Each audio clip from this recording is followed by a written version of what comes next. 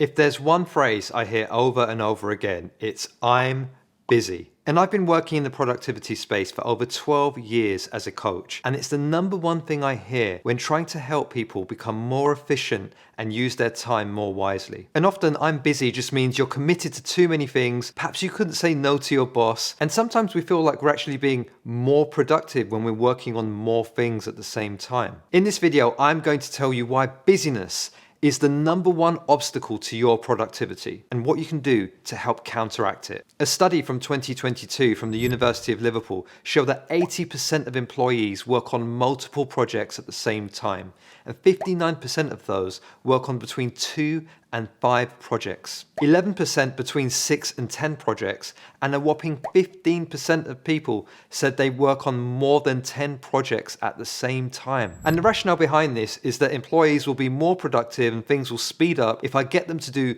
more than 1 or 2 things at the same time. Well, I'm here to tell you that's the complete opposite to what actually happens. Often when we feel overwhelmed or overburdened, that's when we feel our least productive. That's when we don't get things done. And I've fallen foul of the keeping busy syndrome too. I've woken up in the morning, looked at my to-do list, which is as long as my arm, and just felt completely overwhelmed and anxious and actually sometimes really frustrated with how I'm feeling about my day because of the sheer enormity of all the things I've got to get through. And I end up flipping from one thing to the other, and I say that I'm multitasking when actually I'm not. Multitasking doesn't exist. Our brains simply switch from one task to the other. And why that makes us less efficient is because of something called attention residue, which is simply when you continue to think of a previous task when working on your new task, and sometimes you don't even know you're doing it. It's not a conscious thing, but a piece of residue is left each time you move from one thing to the next, and that residue builds up to the point where you don't feel like you're really being efficient at all. It will affect the way you listen, the way you process information. You're more prone to make errors and do bad quality work when you're constantly switching from one task to the other. Let me know in a comment down below if any of this is resonating with you and if this kind of resembles your daily life of constantly going from one thing to the next. So if busyness is the number one obstacle to our productivity,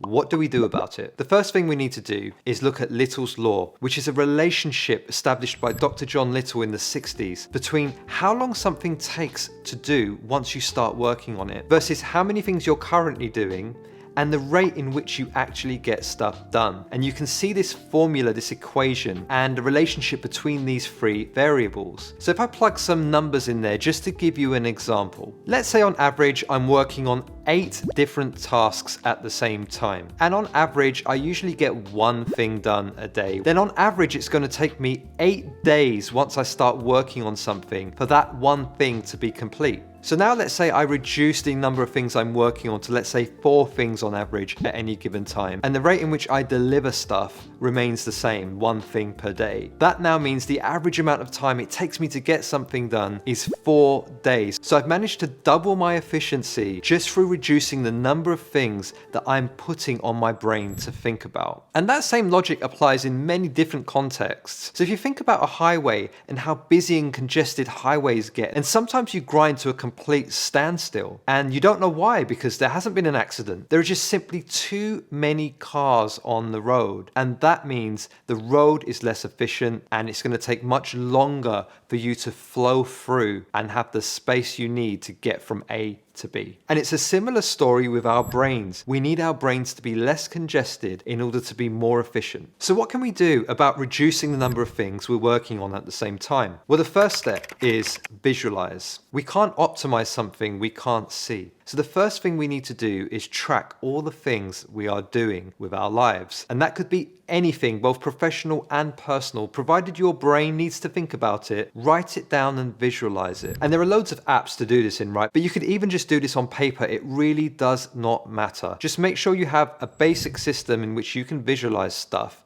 And that's really the first and most crucial step. The second step, once you've visualized everything, is to relentlessly prioritize. So pick 2 or 3 projects that you really absolutely must be doing right now, and everything else can remain somewhere else for another time. And I found this has really helped me. I do this on a day-to-day basis where I only pick 2 or 3 tasks in my to-do list and everything else gets scrapped, and I just think about those 2 or 3 things. It really helps me focus and reduces my anxiety and gives me the strength I need to actually get through and blitz through those particular tasks without the burden of thinking about all of the other stuff that overwhelms me. Step 3 is say no to stuff. I know it's hard, especially if you're talking about work and in a professional sense, but you've seen Little's Law. You've seen the impact of saying yes. If you're constantly saying yes, it means you're constantly saying yes to being less efficient. So make sure if you do say yes, that you have the mental capacity and headspace in which to do the work, or otherwise the quality will suffer or it will just take longer to do in the long run. And the final step is to track everything you do. So now you've visualized, you've prioritized, hopefully you said no to some stuff. You're now tracking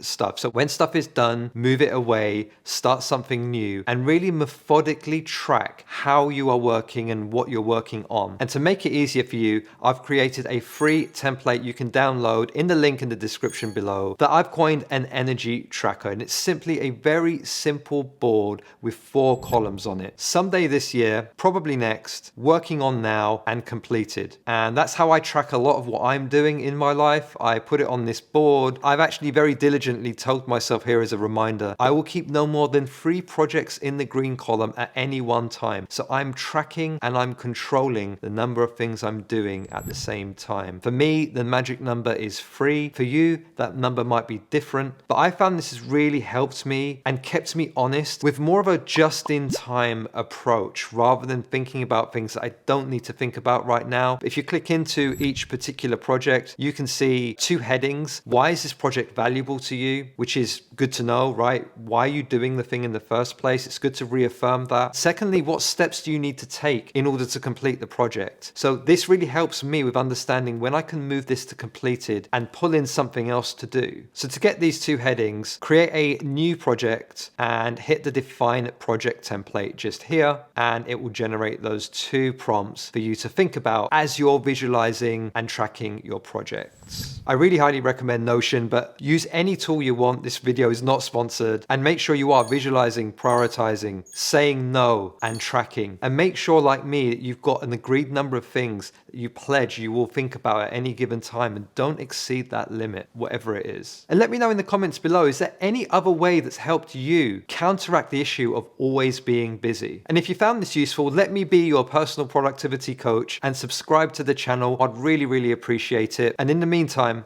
stay productive.